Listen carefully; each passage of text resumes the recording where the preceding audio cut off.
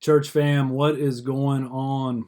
It's Rob here, and we are on day 4 of our devotional in the Psalms, which means we're in Psalm 4, a psalm that helps us see what it means to move from distress to hope. So let's dive in. Psalm 4, to the choir master, with stringed instruments, a psalm of David. Answer me when I call, O God of my righteousness. You have given me relief when I was in distress. Be gracious to me and hear my prayer. O man, how long shall my honor be turned into shame?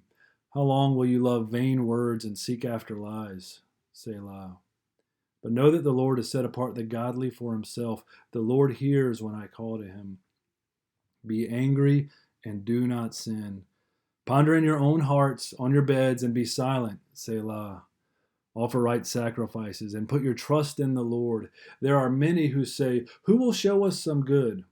Lift up the light of your face upon us, O Lord. You have put more joy in my heart than they have when their grain and wine abound. In peace I will both lie down and sleep.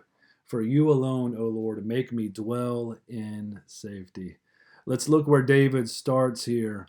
At the beginning of his journey from distress to hope, he starts with engaging God. We see these words, answer me, be gracious to me, hear my prayer. If we find ourselves in distress, the only way to get out of it is to turn to God. And that's what David does here. He also remembers who his God is and what his God has done. God of my righteousness, you have given me relief when I was in distress. That is, previously when he was in trouble, when he was in a tight spot, God helped him and rescued him.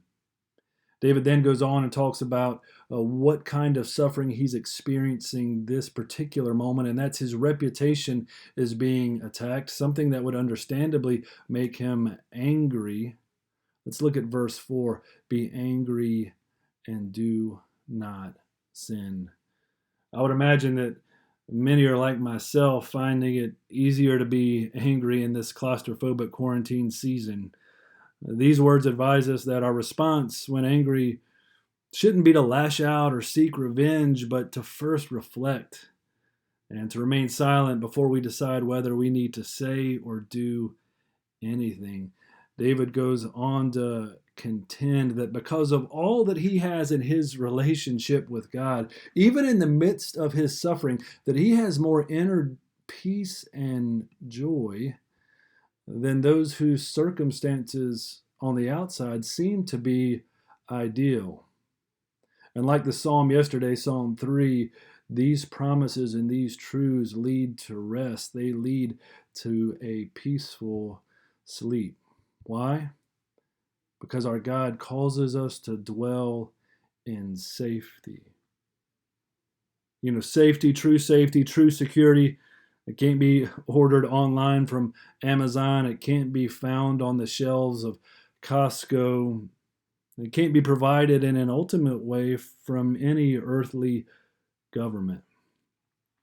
No doubt some of us this day have loved ones in hospital rooms suffering from this virus, and others of us might know that our jobs are at risk, and there's some of us that have said things and done things in these trying times that have brought us shame and disappointment.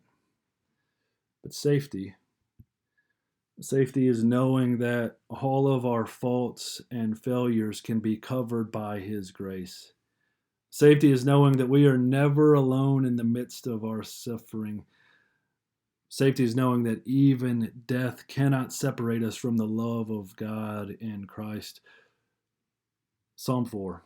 In peace I will both lie down and sleep, for you alone, O Lord, make me dwell in safety. Friends, as we aim to move from distress to hope, let's engage with God. Let's remember who He is and what He's done for us in the past. In our anger, let's not sin. And let's remember that our God causes us to dwell in safety.